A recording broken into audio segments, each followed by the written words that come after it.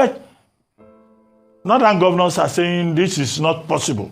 Northern leaders are saying, no, withdraw the bill. Everybody is opposing it. What is the problem? I mean, Alhaji, you should be able to relate to the principles. Well, thank you, Dr. Ruben Nabati. I first want to address an issue that I don't want to comment on things based on North and South, regional, or even religious. And I don't think that this bill is all about Northern Nigeria. I know you are from Ogun, a deputy gubernatorial candidate of one of the parties before. And I would say that this bill is only fair to Ogun and Lagos, not Southwest as a whole, as I see it. So the issue is also not about governors of Northern Nigeria or League of Democrats or Northern elders. If there is any elder in the North, I assume that having reached nearly 75 years of age, I ought to be one of the elders. But the truth of the matter is that the press and the academia are not doing very well in promoting national unity and cohesion. That every one of us is just talking about religion, tribe, where one comes from. It is very, very wrong. You don't build a nation like that. It should be that the problem of a Kanuri man in Maiduguri should be the problem of an Awori man in Lagos. That is how you build a nation, not segregating it into tribal or religious segments. So having said that, I want to tell the world that many people who comment on this bill did not even read it. And if they read it, they have not really studied the nuances of this bill. And I want to also say that most governors in Nigeria, not only in the North, are so pissed off because when this bill was being created by Tai Oyedele and his group, that they have never consulted any governor outside Lagos. So for them, it is an ego problem that it is only the views of the governor of Lagos that is in this bill. Whether they will accept this, my view, or not, I want to tell the world that this is the situation. Alhaji, no. And I can't. No, Alhaji. The National Economic Committee, the NEC, comprising all the governors of the states, that bill was presented before them. It was also taken to FEC. So there was representation. It's not fair to say it's only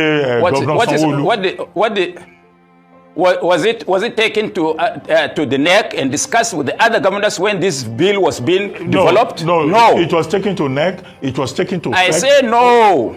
Okay, but it was taken. Which one is NEC? National Economic Council. NEC. What did NEC say when they took it to them? What did they say? No, there was consultation. They say withdraw it. No, I say, I'm not aware of that. Please, doctor, it's okay. That is your view. And I'm talking to you about the view of other people, including myself, that it has become an ego problem. And even if any governor as an individual tells Mr. President that he's supporting him, let him tell that governor that he's lying. All of them are speaking with one voice. I'm just trying to tell the world what is really on the ground. So, this is the problem. Now, you are talking of expanding the revenue base, but you are not looking at the critical stage this country is in. If you increase any revenue, if you increase it, it will affect the economic status of the people of this country. We are already crying of hunger, we are crying of poverty, we are crying of deprivation. Once there is any increase by 0.1 into the earnings of the people, it will affect them adversely. Even if it is good, this is not the time to bring more hardship on the people. Okay. And we should be humane. What we are. Just hold on. We should be humane in what we are doing. And this revenue bill, as submitted to the National Assembly, cannot stand the test of time, because the revenue bill has gone contrary to some provisions of the Constitution. It is within the province of the federal government or any state government or local government to create an idea of expanding its revenue base. But the sharing of the revenue is not the responsibility of the federal government nor that of the National Assembly. Okay. It is of the National Assembly to the extent that when they look at the sharing, they will have to change the Constitution by going round so that they remove the authority of the revenue mobilization from that province. That has not been done. And to say, let's do more consultation so that people comment on this matter, I don't think it is a negation or a disrespect or even whatever against the president. It is not. This is our country. If the president presents anything, and we the people of Nigeria say no, I'm coming. We the people of Nigeria say no, we should be, our views should be respected, because the president and the governors and members of the National Assembly are there because we put them there. So they should respect our views. Okay, Alhaji, the last time I checked, nobody has said Nigerians should not express their views. That's why the National Assembly is saying there will be a public hearing, okay? And that public hearing, I imagine, I expect that it will take place. But two things. You have the public hearing, you have the president reported in the newspapers recently that he has sent emissaries to leaders of the North. Now, those emissaries, have they come across? Or northern elders and leaders and governors are just saying they don't even want to listen to anybody. They say the media is using the word adamant, that they want that bill withdrawn first. So you are calling for dialogue. You are calling for consultation. The presidency has extended this olive branch and say, let's talk. Let's look at the details. What are those nuances that you say you object to? What are those nuances, if you may be specific? People are already making their views known. I have my view. One of my views is that the president or the federal government has no business in sharing the expanded revenue net which is collected. It is the responsibility of Revenue Mobilization and Fiscal Commission. It is not that of the president. They are the only people that have the right to share between federal government, state governments, and local government revenues of the nation. Even if that bill is passed, I want to assure you, Dr. Ruben Abati, that people can go to court and throw it and nullify it, because it is not their responsibility. Let's take what is the old formula of sharing. Have you seen the old formula of sharing and what is now presented to the National Assembly? They are a complete negation. That is why people are suspicious.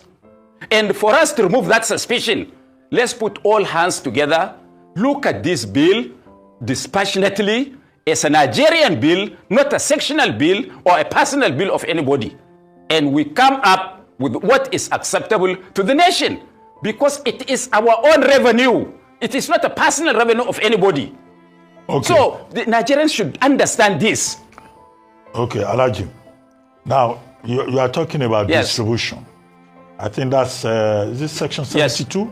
Section 72 of the proposed VAT bill. Yes. Which says 60% of derivation. And some of the northern governors, whether from Borno or Gombe or Nasarawa or Bauchi, they have said this is unacceptable. Why, Doctor, just hold on. Please, I object to you using the word northern governors. Okay. You can say Nigerian governors or some governors. Okay, please, governors. The word north should never be in your dictionary. Okay, the governors from Gombe. Because there is no north. Okay, from Gombe to Borno to Nasarawa to Bauchi. They are saying that, attaching the distribution formula to derivation, 60%, the law says in section 72, will only favor the south. And you have mentioned Lagos and Ogun. So the simple explanation is that this has to do with where headquarters of productive companies are based. Now, shouldn't the issue be that northern leaders should worry more about the lack of productivity in the north? If there is productivity in the north, that section 72 will not be an issue. There is no productivity, for example, in Lagos, on how people make phone calls in Damaturu or Gombe. Why should Lagos now take the credit? But I don't want you to use the word northern leaders, northern governors. They are the governors of Gombe, Nasarawa, and Bauchi or whatever. They are not northern governors. They may belong to the old north. And this word you are using, north, is the problem that is always bringing division into the country. An academician and a refined journalist like you should avoid the use of religion, the use of tribe, and the use of geography for us to have one Nigeria. Okay, I get your point, but I'm still talking about, I said section 72, it's actually section 77, about derivation. The federal government has you no, produce, let me you tell earn. So if you are not producing, you cannot complain. So the telephone I'm making in Damaturu is a production for Lagos because the headquarters of MTN is in Lagos. Is that what you are telling me? No, I'm asking you to explain what that objection is, because I've been hearing derivation should not be I'm just. No. It is the consumption. Yeah, it's the consumption. VAT is a consumption tax. Yes. Listen. VAT is consumption tax. And if you increase VAT by 0.1%, prices in the country will skyrocket. It will affect everybody. And the situation in Nigeria now is that you don't add any hardship on the people. That is what we are saying. Let's stabilize the system first. No, but those who propose the bills, they are saying that this is about fairness and equity. People who don't earn up to a certain They don't know Nigeria. They don't know Nigeria because they stay in palatial hotels in Lagos. No. That committee, yes. That committee worked for months. They don't know Nigeria. Where did Tai Oledele? Where does he know? Does he know my village? He doesn't know anything. No, but he has a lot of experience in taxation across Africa. He doesn't have anything. The way he presented this bill, it means that he does not know Nigeria. And he has no history. Okay. And let me tell you something again, that members of his panel from this part of the country are already disowning the final bill that he sent to Mr. President, because they were put in a committees and each committee submitted its report. But in compiling the general report, some ideas about some of the committees were completely set aside, and he chose what he needs and took it to Mr. President and convinced him. You hear from me, please. Others may not be bold enough to tell you. That is the problem. They are already disowning it. But they've not come out publicly as members of the committee to say they are disowning. Well, but they tell us. They tell us. Okay, that means they are hypocritical. You should tell them that they are hypocrites. If they are members of a committee and they are going behind to disown and sabotage the work of a committee, why is he not generous enough when he collects all the committee reports, call all of them, they sit down and look at these committees and adopt a final report to Mr. President, which he has not done. He is dishonest.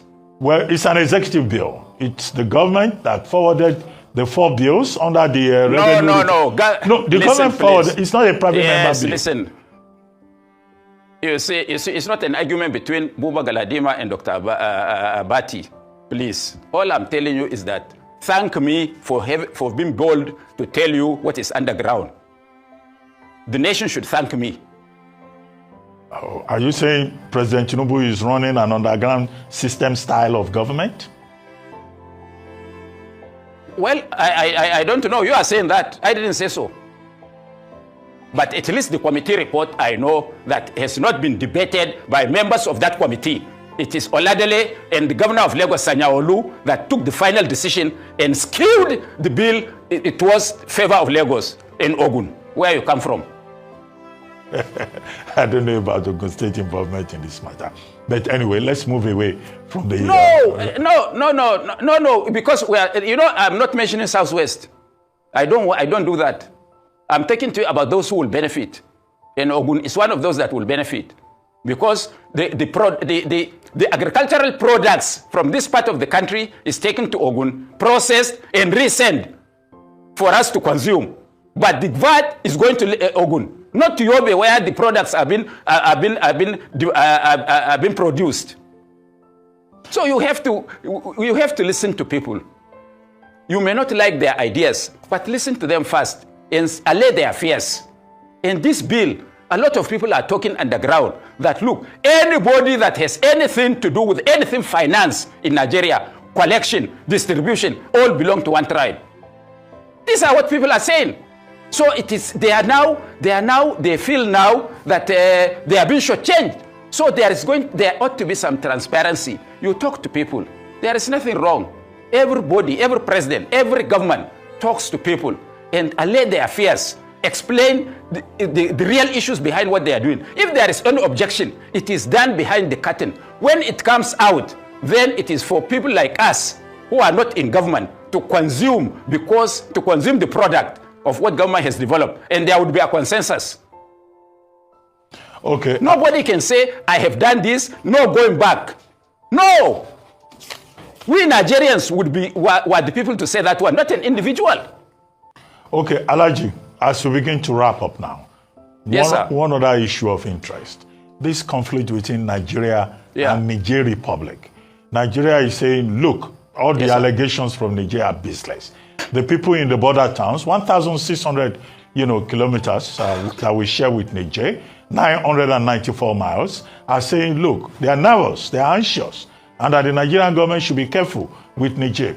But the NSA, Nuyu Ribadu, on BBC Hausa service, says, look, President Chiani or General Chiani, he doesn't know what he's talking about because Nigeria has no security arrangement with France. We only have commercial, economic cooperation with France. Dr. Robert Abati, please, let me tell you something. Not many people understood the opposition to Nigeria's position on Niger. That is number one. Number two, if you listen to Tiani, General Abdurrahman Tiani, over what he said in Hausa, he didn't say that France has a military base in Nigeria. Nuhu Ribadu, when he's denying what Tiani said, he said Nigeria does not have a military base. But Tiani is saying that France has a military presence. The difference is that somebody is saying military presence, somebody is saying military base. They can both be right. There is no French military base in Nigeria. But what Tiame is saying that there is a military presence in Nigeria and investigate. And he mentioned certain locations. In fact, some buildings. In fact, records of certain hotels. People should go and look at. He was not definitive. Go and investigate did not mean that he has said, but why didn't the federal government make that investigation? You see, people use words, in English words or Hausa words. No, please, we should look at these issues dispassionately. And what is the problem that some people in this part of the country are apprehensive about the French presence in Nigeria? Because they remember history, that in 1967, General Charles de Gaulle was the only European leader that voted to dismember Nigeria. And he did that by trying to influence Niger, Chad, Benin, and Cameroon. But President Ahmadou Ahidjo and Hamani Diori of Niger and Tumbalbai of Chad resisted him. And the French used their power to overthrow the government of Hamani Diori. And they deceived Ahmadou Ahidjo, the president of Cameroon, to tell him that, look, you are sick. If you don't abdicate, because they wanted to remove him by military force, they couldn't. So they deceived him in relinquishing power. And Francois Tumbalbai was overthrown.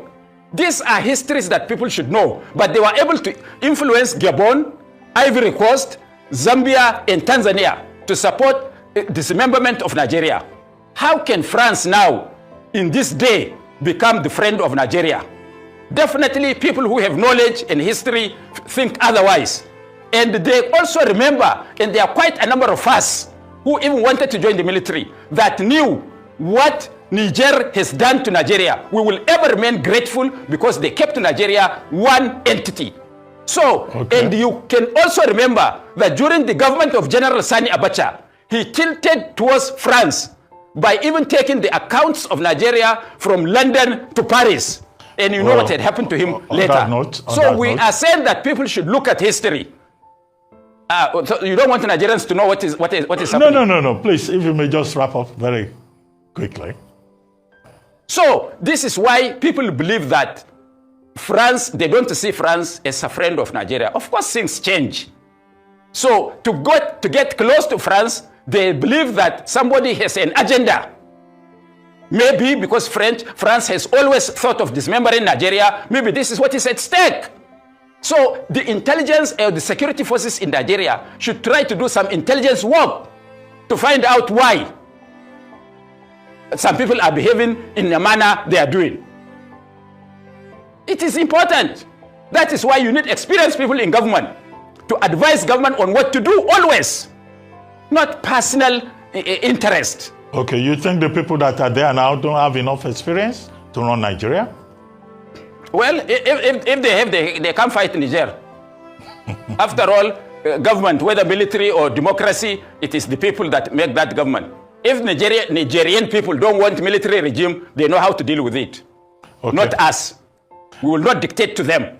And Gawan has said that times without number, that we should not interfere in the affairs of another country, that ECOWAS protocol does not provide for that. And Gawan was the founding father of ECOWAS. We should listen to that old man. He's a man of peace.